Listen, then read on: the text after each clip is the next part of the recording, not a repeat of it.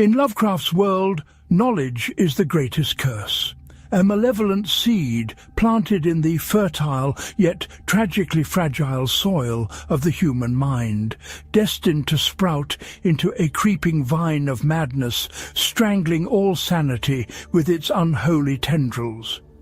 We speak of cosmic horror, yes, but at its cold, indifferent heart lies not jump scares or visible monsters, but the soul-shattering revelation of truths too vast, too ancient, too utterly for our minds to bear, an intellectual apocalypse that leaves the seeker a gibbering wreck, a hollow shell, or worse, a conduit for horrors that predate time itself. Tonight, we delve into the dark, labyrinthine corridors of those minds that dared to know too much, the scholars and the seekers, the curious and the cursed, who, by lifting the veil, were not enlightened but extinguished, their reason consumed by the unholy light of forbidden knowledge. For Lovecraft, the universe is not designed for human understanding, and any attempt to impose our limited logic upon its chaotic, indifferent vastness is an act of supreme, suicidal folly. His horror is cerebral, existential, and deeply psychological, a terror born not of what lurks in the shadows, but of what we might about those shadows, about their true nature, their ancient origins, and our own profound insignificance within a cosmos that simply does not care.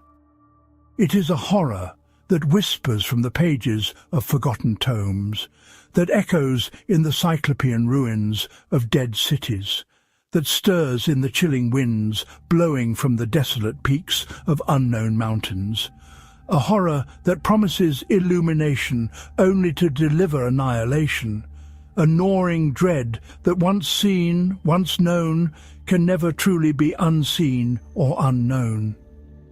This journey into the abyss of cosmic understanding is one fraught with peril, for to comprehend the true scale of the Lovecraftian cosmos is to shatter the comforting illusions of human supremacy, to realize that our entire history, our culture, our very existence, is but a fleeting flicker in the infinite cold expanse, an inconsequential mote adrift in an ocean of unimaginable, uncaring power.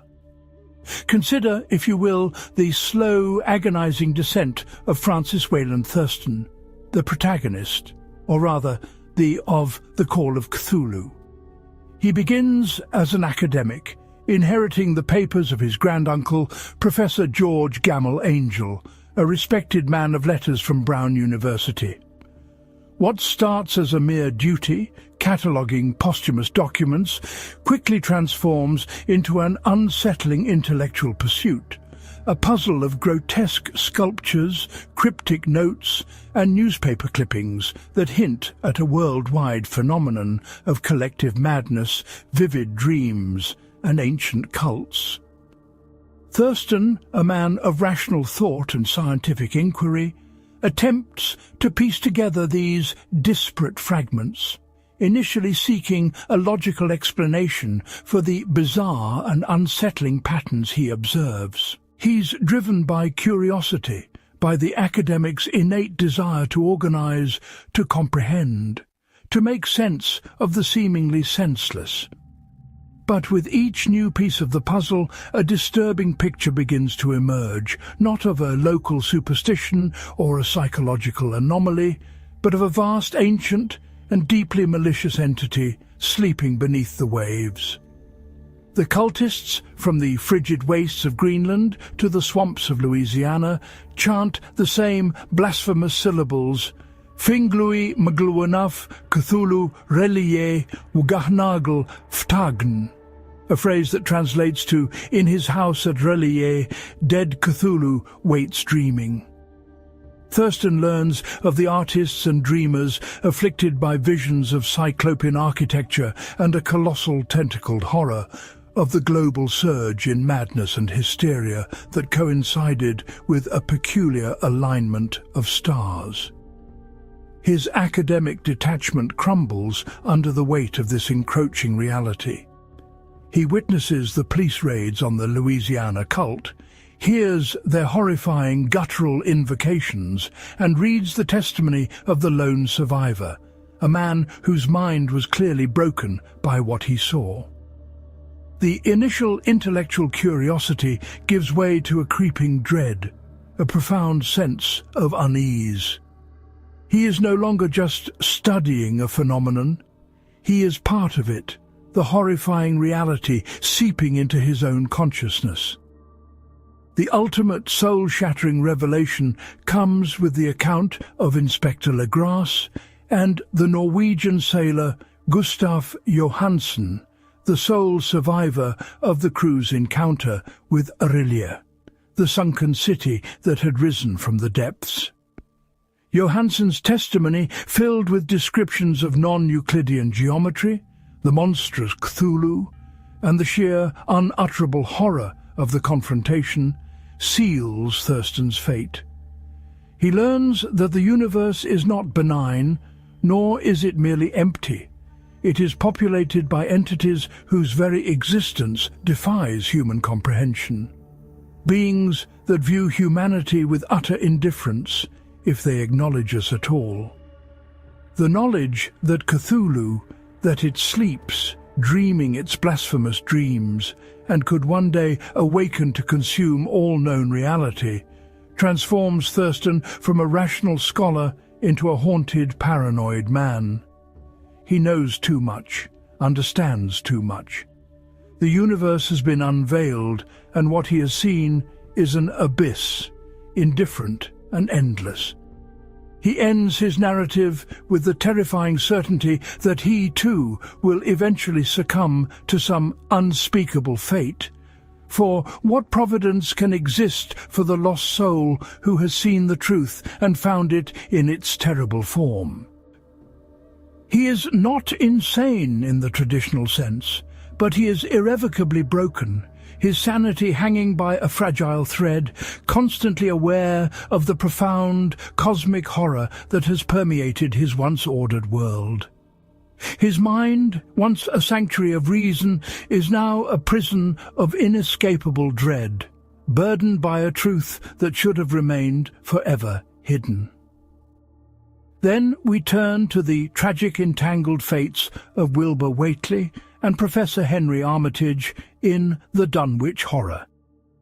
Wilbur, an abhorrent, rapidly maturing individual from the inbred, depraved Whately family of isolated Dunwich, is himself a product of forbidden knowledge, his very being a testament to his mother's unnatural union with a creature from beyond.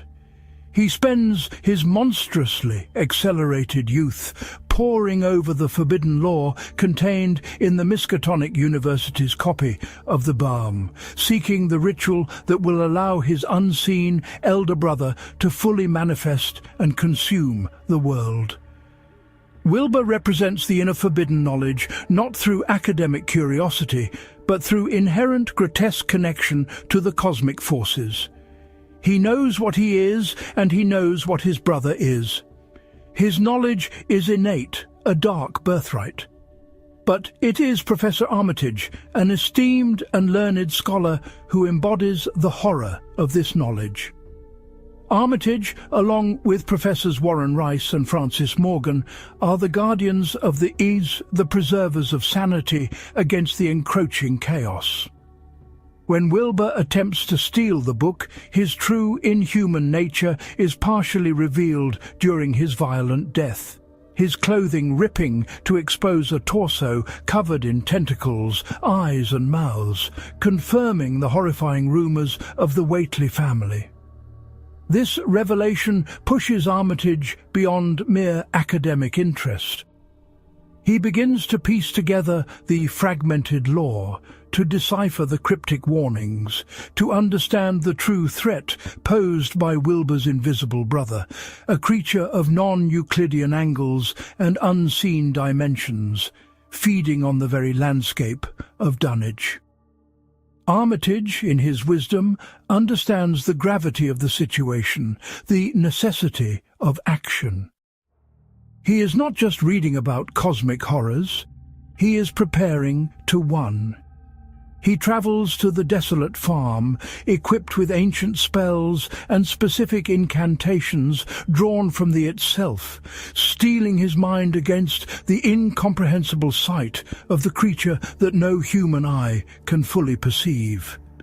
He witnesses the devastation wrought by the invisible monstrosity, the ruined farms, the drained livestock, the desperate terror of the local populace. The climax, with Armitage and his colleagues chanting the elder signs, holding the mirror to make the invisible horror visible, and then destroying it with arcane energies, is a moment of triumph for human intellect. Yet it is a Pyrrhic victory. Armitage has seen too much, done too much. He has engaged directly with the forbidden, peered into the very abyss that threatens to swallow the world. His mind, though not shattered, is profoundly scarred. He carries the weight of that knowledge, the terrible understanding of what truly lurks just beyond the veil of our perception, a burden that isolates him from the comfort of ordinary human concerns. He returns to Miskatonic, a hero, but a haunted one, forever changed by his intimate brush with the unholy. The knowledge he gained saved the world, but it also tainted his soul, forever reminding him of the thin membrane separating our reality from the hungry chaos beyond. He has learned that our world is but a small, fragile bubble, constantly at risk of being burst by the things that drift in the void outside, and that only through the study of forbidden, dangerous knowledge can we even hope to temporarily repel them, a chilling paradox. Then there is the profound existential horror experienced by Nathaniel Wingate Peaslee in The Shadow Out of Time, perhaps one of Lovecraft's most terrifying explorations of the violation of self through forbidden knowledge. Peaslee, a professor of political economy at Miskatonic, is not a seeker of the arcane. His tragedy is thrust upon him. In 1908, he suffers a sudden, inexplicable period of amnesia and personality alteration, a 3-year interval during which he behaves like a completely different being. This other Peaslee exhibits encyclopedic knowledge of ancient history, bizarre architectural theories, and a fascination with unknown languages and scientific concepts, all utterly alien to his former self. He becomes obsessed with forbidden texts and strange artifacts, filling notebooks with hieroglyphs and diagrams that defy human understanding. When he returns in 1913, with no memory of the intervening years, he is haunted by fragmented, grotesque dreams, visions of colossal cone-shaped beings with extensible limbs and peculiar appendages, communicating telepathically in vast ancient libraries carved from black stone. These are the great race of Yith, an alien species with the ability to project their consciousness across vast stretches of time and space, swapping minds with beings from other eras, gathering knowledge. Peaslee slowly, agonizingly begins to piece together the truth. His mind was swapped with a Yithian's. He, the human Peaslee, inhabited a Yithian body in their ancient pre-human city, experiencing their culture, their science, their history, their cosmic perspective for 3 years. Meanwhile, a Yithian inhabited body learning about humanity. The knowledge he from this experience is not merely intellectual. It is deeply visceral, an invasive memory. He knows the unfathomable history of Earth before humanity, the wars with other alien races, the incredible scientific advancements of the Yith, and their terrifying foresight regarding the planet's distant future, its ultimate fate under the dominion of other, even more monstrous entities. He recalls traversing their colossal, geometrically impossible cities, reading their vast libraries of knowledge, glimpsing through their minds the panorama of all time and space. The horror is multifaceted.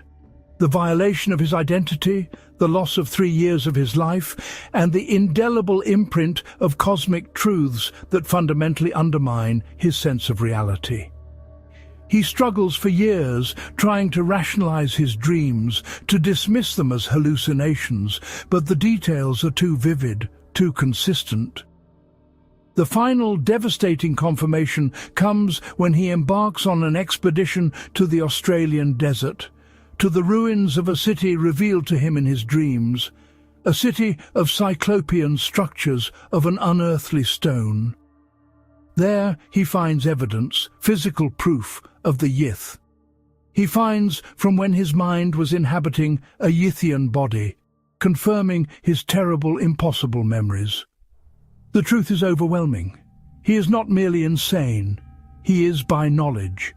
He carries within him the memories of aeons, the chilling perspective of an alien race, the unbearable awareness of humanity's fleeting existence. His sanity is irrevocably compromised, not by delusion, but by a knowledge so profound and alien that it rips apart the very fabric of his human comprehension. He is a living testament to the dangers of peeking behind the curtain of reality, to the unbearable weight of forbidden memory.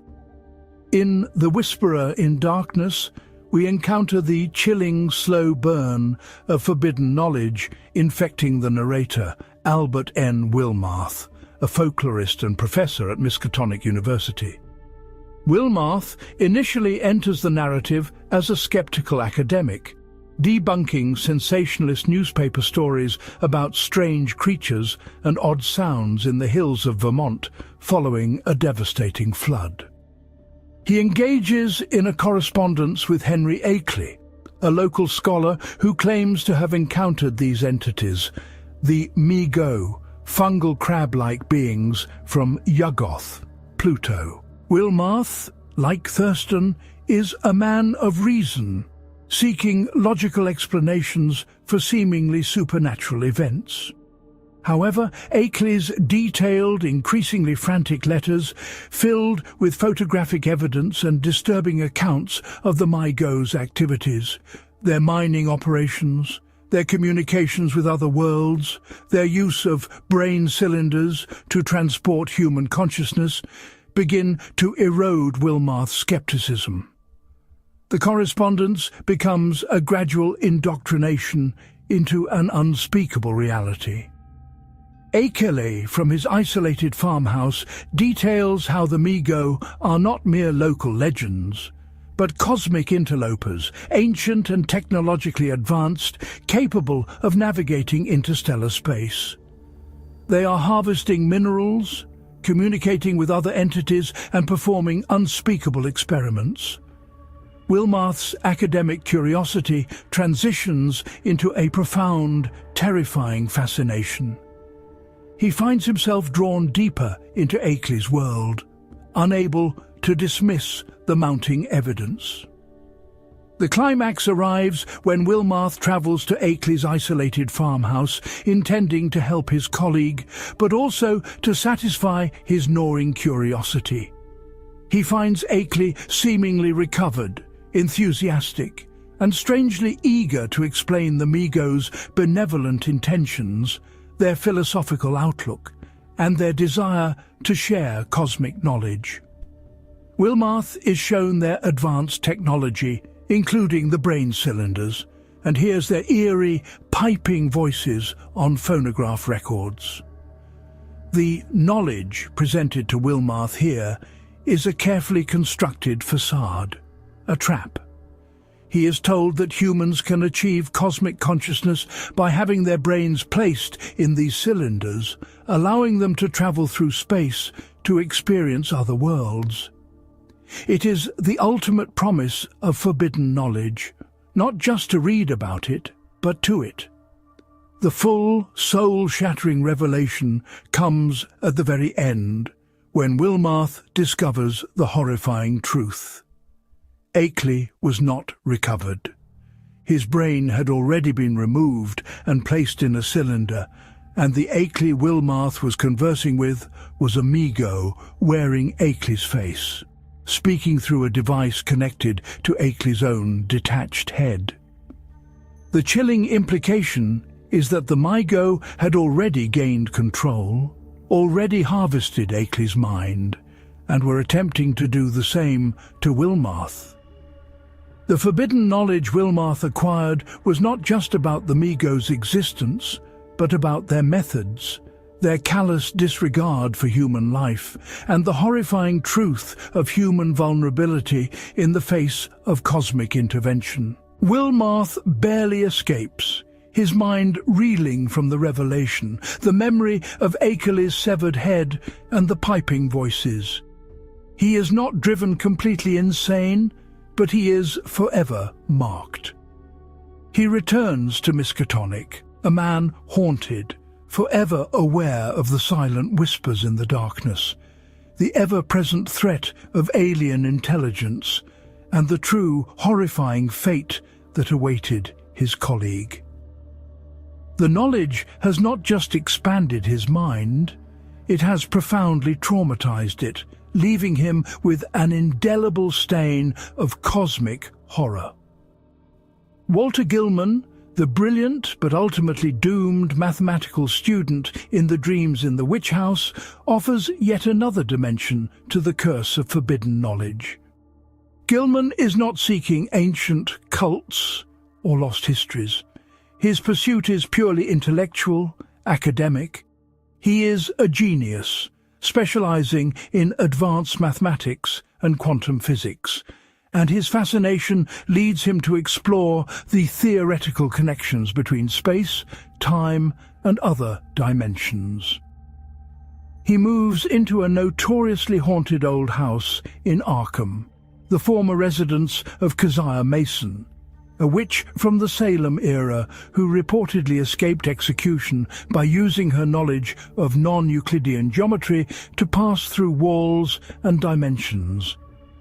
Gilman, initially dismissive of the supernatural, believes he can scientifically explain the rumors of the house's peculiar geometry and its strange effects on space. He becomes engrossed in his mathematical studies, pushing the boundaries of human understanding, developing equations that hint at pathways to other dimensions. His genius, his intellectual daring, is his undoing. As he delves deeper, his dreams become terrifyingly vivid, bleeding into his waking reality. He experiences impossible angles, fluctuating perceptions of his room, and encounters with Keziah Mason, her familiar brown Jenkin, a rat-like entity with a human face. And even more terrifying, the cosmic entity Azathoth. The forbidden knowledge Gilman gains is not from a book, but from his own mind, his mathematical brilliance inadvertently unlocking the very mechanisms of interdimensional travel and communication that Keziah Mason had mastered centuries before. He begins to perceive the universe not as a fixed reality, but as a fluid, permeable membrane. He learns the terrifying truth that our reality is not the only one, that there are countless dimensions layered upon ours, and that certain minds, like his and Keziah's, can perceive and even traverse them. His intellectual understanding transforms into a direct, terrifying experience. He is forced to participate in Keziah's blasphemous rituals, to witness the unspeakable, to be an unwilling conduit for her evil and the entities she serves. His sanity gradually unravels as the lines between dream and reality blur, as his scientific understanding is overwhelmed by direct, horrifying contact with the supernatural. He tries to fight it, to apply logic to the illogical, but his intellect, which initially led him to this precipice, cannot save him. He is ultimately consumed, not by a sudden monster, but by the insidious penetration of his mind and body by forces he sought to merely understand. The final horror for Gilman is not just his death, but the complete spiritual and physical violation, the understanding that his advanced intellect opened the door to his own destruction, transforming him from a promising scholar into a plaything for ancient malevolent entities. His mind, overflowing with forbidden mathematical truths, became a bridge for horrors to cross into our world, proving that some knowledge is not just dangerous, but actively predatory. The unfortunate Robert Blake in The Haunter of the Dark provides a stark example of a man consumed by morbid curiosity and a fatal attraction to forbidden lore. Blake, an artist and author of weird fiction, is drawn to the abandoned, ominous, Starry Wisdom Church in Federal Hill, Providence, a decaying edifice with a sinister reputation. He is an aesthete of the macabre, seeking inspiration in the shadows and whispers of forgotten evils. His initial interest is purely artistic, an attraction to the Gothic decay and the whispers of forbidden cults that once worshipped within its walls. But as he delves deeper, researching the church's dark history, he uncovers the story of the Starry Wisdom cult, their worship of an entity known as the Haunter of the Dark, and the terrifying, shining trapezohedron, a crystal said to be a gateway to other dimensions and a source of unspeakable knowledge. Blake's artistic curiosity morphs into a dangerous obsession. He ignores warnings, both overt and subtle, and eventually breaks into the church. There, in the deepest recesses, he discovers the trapezohedron, an object of non-Euclidean angles and otherworldly glow. He learns its secret. When exposed to light, it reveals visions of alien landscapes and monstrous beings. But when plunged into darkness, it summons the Haunter, a predatory entity of pure shadow and psychic vampirism. Blake, captivated by the visions it offers, the forbidden insights into other worlds, unwittingly becomes a target. He activates the trapezohedron, not just observing, but inviting the horror. The knowledge he gains is directly from the source, from the eldritch visions projected by the crystal, and the terrifying psychic presence of the Haunter itself. He learns the cosmic truth of its existence, its boundless hunger, its ancient origins. The Haunter preys on his mind, draining his vitality, overwhelming his sanity with visions of unspeakable terror. Blake, confined to his apartment, struggles against the encroaching darkness, attempting to describe his torment in fragmented notes. His mind, once fertile ground for creative horrors, becomes a battleground for a genuine cosmic horror. He ultimately succumbs, found dead in his apartment, his eyes staring in terror, a final horrifying message scrawled in his blood. "I saw it, coming here, the dark, pounding and flapping." His death is not just physical. It is a mental obliteration, his mind destroyed by the very knowledge he so eagerly sought. Blake's tale is a cautionary one. Some things are best left untouched, some truths too dangerous to glimpse, for the price of forbidden knowledge can be not just sanity, but life itself, sucked dry by the very entities whose existence it reveals.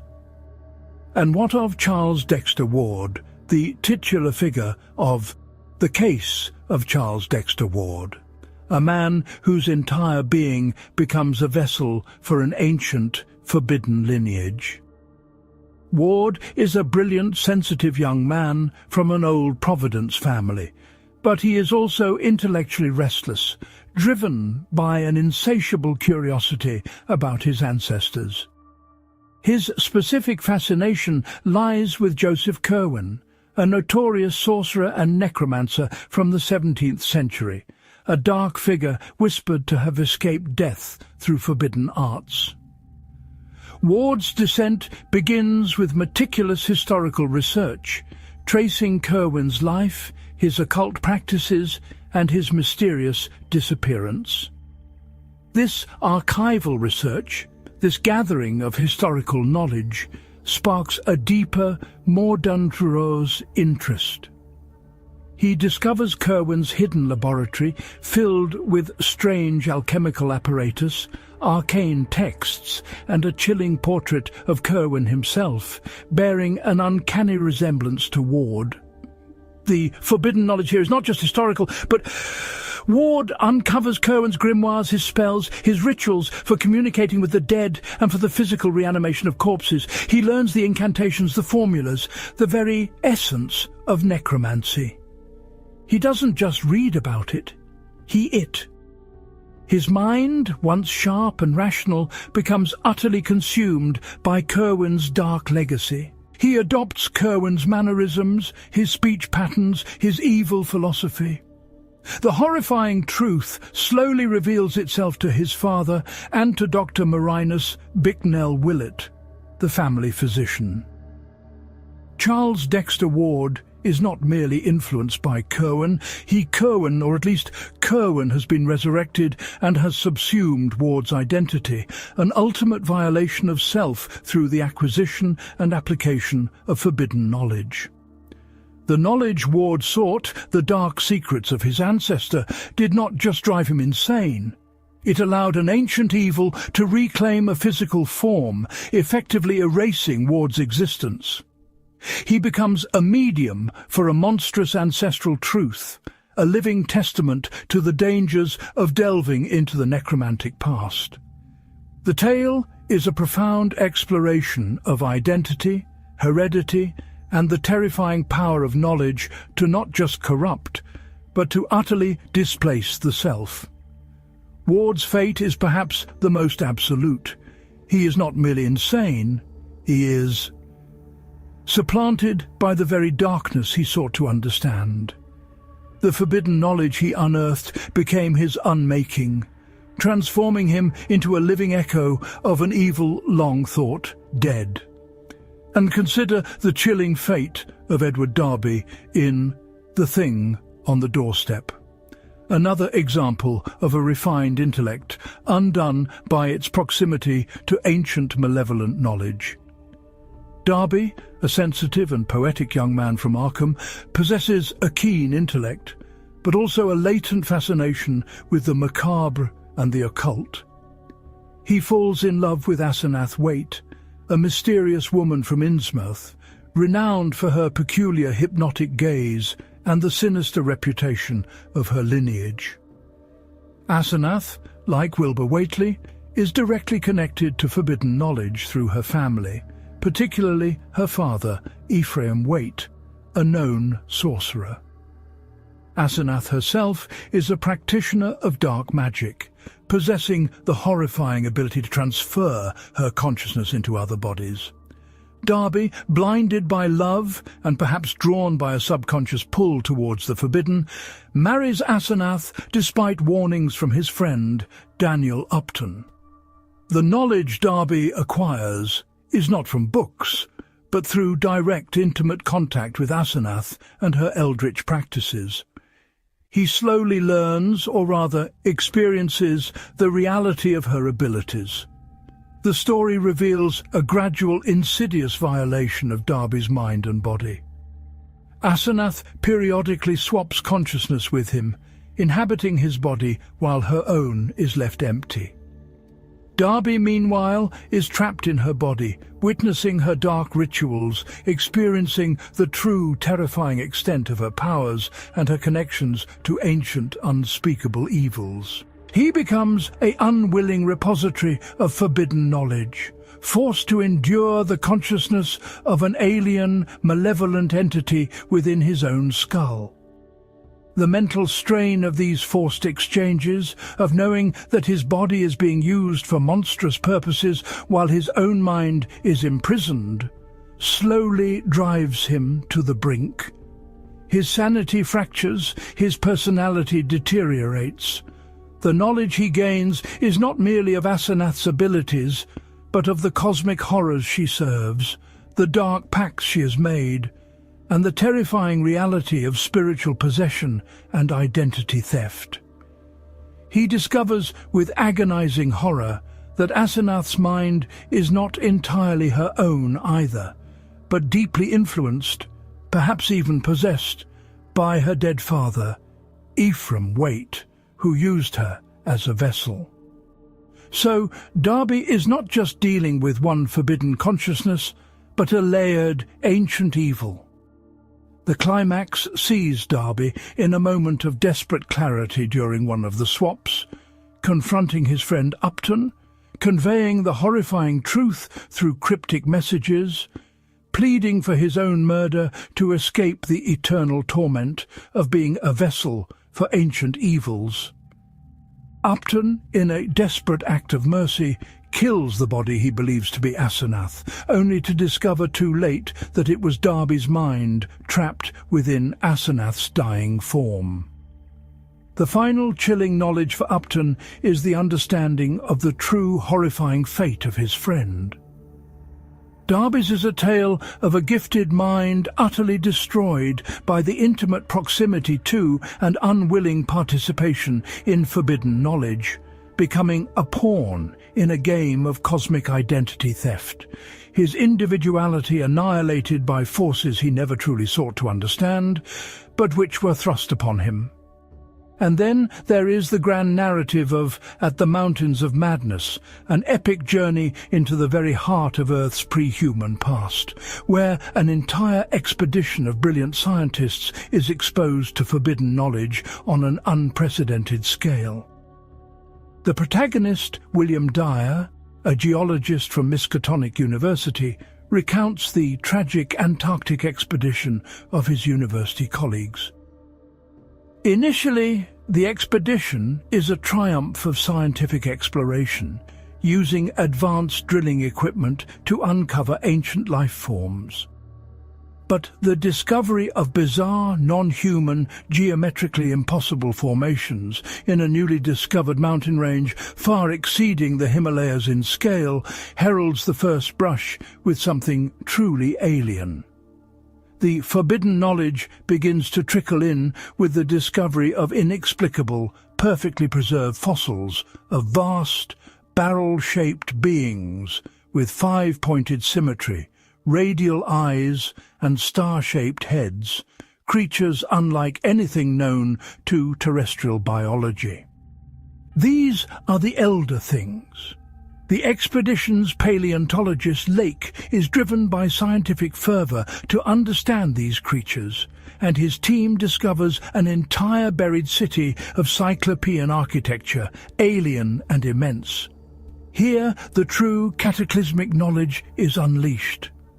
The Elder Things were not just ancient, they were the intelligent life on Earth, arriving billions of years ago. Their cities were built with the physics and geometry completely beyond human comprehension. The expedition discovers vast murals and hieroglyphs within the city, depicting the entire history of the Elder Things, their colonization of Earth, their wars with other cosmic entities like the Migo and the Cthulhu spawn, and most terrifyingly, their creation of the Shoggoths, protoplasmic, shapeless entities originally designed as servants, which later rebelled. Dyer and his colleague Danforth are the ones who venture deepest into the city, piecing together this entire horrifying saga. They learn that humanity is a latecomer, a trivial afterthought in a cosmos teeming with ancient, powerful, and utterly indifferent life. They witness the horrifying truth of the Shoggoths' rebellion, their immense power, and their continued existence beneath the ice. The forbidden knowledge here is not just about a single entity or a hidden cult. It is the complete, systematic dismantling of human history, human significance, and human understanding of reality. Their minds are overwhelmed by the sheer scale of time, the alienness of the biology, the impossibility of the architecture, and the terrifying implications of the Shoggoths still lurking. Dyer, by the end, is not explicitly insane, but he is psychologically shattered, forever haunted by the alien past he uncovered. He tries to warn others, to prevent further expeditions into the Antarctic abyss, knowing that further exposure to these truths could unravel the sanity of all mankind. He carries the immense burden of knowing humanity's true, insignificant place in the cosmic order and the ever-present threat of the Shoggoths. His mind has been stretched beyond its limits, his understanding of the world irrevocably altered, leaving him with an indelible, profound sense of cosmic dread.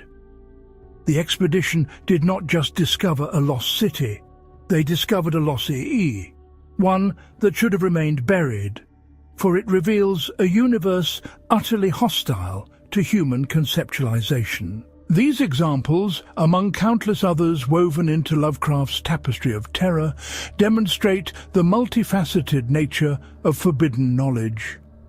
It is not always an ancient tome or a whispered incantation. Sometimes it is the simple act of observation, of perceiving what was never meant for human eyes, like the protagonist of The Outsider, whose journey of self-discovery culminates in the horrific realization of his own monstrous nature, a truth about himself that is too terrible to bear, leading him to a desperate solitary existence. The revelation of one's own inhumanity or one's connection to an unspeakable lineage is a form of forbidden knowledge that shatters the very concept of self. The mind that knew too much becomes a mind that too much, whose perception of reality was irrevocably altered beyond the capacity for normal human function. The mechanisms by which this forbidden knowledge induces insanity are complex and deeply psychological. Firstly, there is the human mind, programmed for survival within a relatively stable, comprehensible environment, struggles to reconcile the existence of non-Euclidean geometry, multidimensional entities, and an indifferent cosmos with its established worldview. The sheer impossibility of what is perceived or understood creates a mental short-circuit, a violent clash between perceived reality and the undeniable truth. Our brains simply lack the neurological framework to process such information. Secondly, there is Lovecraft frequently describes entities or environments that defy human perception. Colors beyond the visible spectrum, sounds that grate on the soul, shapes that twist the very fabric of space. To witness these directly is not merely terrifying. It is an assault on the senses, overloading the brain's processing capabilities and leading to a complete breakdown of perception. Imagine seeing something that by its very existence proves all your understanding of physics and geometry is utterly wrong. This isn't a concept, it's an that breaks the mind. Thirdly, and perhaps most profoundly, there is the forbidden knowledge often reveals humanity's cosmic insignificance, our utter irrelevance in the face of ancient, unimaginably vast entities and timelines. The universe is not a stage for human drama. It is a cold, indifferent void where our entire species is but a momentary blip, destined for oblivion, forgotten and unmourned. This realization strips away all meaning, all purpose, all comfort, leaving the individual stranded in an ocean of crushing nihilism. The knowledge that our hopes, our dreams, our civilizations mean absolutely nothing to the universe, that we are merely a microscopic infestation on an inconsequential planet, is a truth that can shatter the strongest will. Furthermore, The Lovecraftian universe presents knowledge that involves a. This is not merely an intellectual understanding, but a physical and spiritual corruption. Whether it is the forced consciousness exchange in The Shadow Out of Time or The Thing on the Doorstep, the gradual assimilation by an entity, or the genetic corruption as seen in The Dunwich Horror and The Shadow over Innsmouth. The forbidden knowledge often comes with a loss of identity, a warping of the soul, or a transformation into something monstrous. The individual isn't just driven mad. They are, by the knowledge, their very essence, rewritten by its horrifying truths. And finally, there's the human drive to explore, to discover, even when explicitly warned of the dangers. The protagonists, whether scholars or adventurers, often possess a fatal curiosity, an intellectual arrogance that believes their minds are strong enough to withstand any truth. This hubris is invariably punished, as the very act of seeking and acquiring forbidden knowledge becomes the catalyst for their downfall. They are drawn to the abyss, and the abyss in Lovecraft's world always gazes back, often leaving behind a vacant stare in the eyes of the beholder.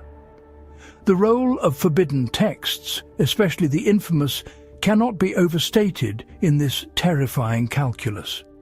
These are not merely books, they are conduits, vessels of pure, unadulterated cosmic horror, their pages inscribed with blasphemous rituals, ancient histories, and truths too dangerous to contemplate. The E, penned by the mad Arab Abdul al-Hazred, is the prime example, a compendium of alien lore, entity invocations, and warnings from a time before humanity. But there are others, the nameless cults. These books do not offer enlightenment in the traditional sense. They offer a glimpse into the mechanics of the universe that were never intended for human eyes. To read them is to invite corruption, to expose one's mind to concepts that erode sanity, to learn the secret names and true forms of entities that dwell outside our reality. They are not merely sources of information, but tools for invoking chaos, for opening gates, for tearing holes in the fabric of existence. The knowledge they contain is inherently dangerous, not because it is secret, but because it is fundamentally incompatible with human sanity. They are forbidden for a reason, because to truly comprehend their contents is to surrender one's mind to the cosmic void. Ultimately, the true horror of Lovecraft's cosmic indifference is what makes the forbidden knowledge so devastating. The entities and truths uncovered are rarely malicious in a human sense. They are simply Azathoth, the blind idiot god, dreams at the center of ultimate chaos, its dreams forming reality, utterly unaware of and uncaring for the tiny organisms that scuttle across one of its lesser dream planets. Cthulhu sleeps, its dreams permeating the psychic landscape of humanity, not out of malice, but because that is its nature. The Elder Things constructed magnificent civilizations and engineer subservient life forms, not as an act of evil, but as a species following its own biological and technological imperatives. Their wars and their creations occurred billions of years before humans even existed, and our planet, our species, is merely an incidental footnote in their unimaginably vast history. This indifference is far more terrifying than any conscious evil. A malevolent entity can be reasoned with, fought, or understood. An indifferent cosmos, however, offers no solace, no hope, no purpose. It simply exists, vast, cold, and utterly uncaring. The knowledge of this indifference, of humanity's utter lack of specialness or significance, is what truly breaks the human mind. leaving it adrift in a meaningless void, stripped of all comfort and all illusion. Lovecraft's horror endures precisely because it taps into these primal, fundamental fears. It explores the fragility of human reason in the face of the truly unknown. The terrifying possibility that our ordered universe is but a thin veneer over an unimaginable, chaotic reality. It challenges our anthropocentric view of existence, reminding us that we're not the apex, not the center, but merely ephemeral creatures on a small, insignificant world. The idea that something resonates deeply within us, a chilling whisper that warns against the insatiable human desire for discovery, when that discovery might prove to be our undoing. His legacy continues to influence countless authors, filmmakers and artists, pushing the boundaries of horror beyond the supernatural into the realm of the cosmic, the existential, the psychological, where the greatest terror lies not in what can harm our bodies, but what can shatter our minds. So we return to our starting point, to the profound, chilling realization that in the Lovecraftian cosmos, knowledge is indeed the greatest curse. It is the insidious virus that infects the mind, the poison that clarifies truth only to destroy sanity, the unveiling of a reality so utterly alien and indifferent that it leaves the observer a mere shadow of their former self. The scholars, the seekers, the curious who dared to peer beyond the veil were not rewarded with enlightenment, but with annihilation, their intellectual quest transforming into a journey to the darkest reaches of psychological despair. Their minds, once brilliant and inquisitive, became repositories of truths too vast, too ancient, too horrifying to coexist with sanity. They are the living dead, or worse, the broken conduits, forever haunted by the universe they mistakenly thought they could comprehend. In the end, the most profound lesson from Lovecraft is not to fear the unknown, but to fear what happens when the unknown becomes known, for that is when the true, inescapable horror begins. If this journey into the abyss of forbidden knowledge has awakened a similar dread within you, or perhaps a similar morbid curiosity, then know that you are not alone in seeking to understand the incomprehensible. Many before you have trod this path, and their stories serve as chilling warnings. If you found yourself captivated by the cosmic truths we've explored tonight, make sure to show your appreciation by giving this video a like. It helps more curious minds find their way to these unsettling revelations. And if you dare to delve deeper into the eldritch lore and philosophical underpinnings of Lovecraft's universe, don't hesitate to subscribe to our channel and ring that notification bell, so you won't miss our future explorations into the things that should not be. Tell us in the comments below, which Lovecraftian tale of forbidden knowledge do you find most unsettling and why? Share your own theories, your own interpretations, and perhaps your own glimpses into the cosmic indifference that truly defines our place in the universe. Remember, as we close this chapter, that there are whispers in the dark, ancient things stirring, and some knowledge, once acquired, can never be undone. The universe is vast, and we are small, and sometimes the most merciful thing is to remain ignorant of the true horrors that lie beyond the comforting illusion of our sanity.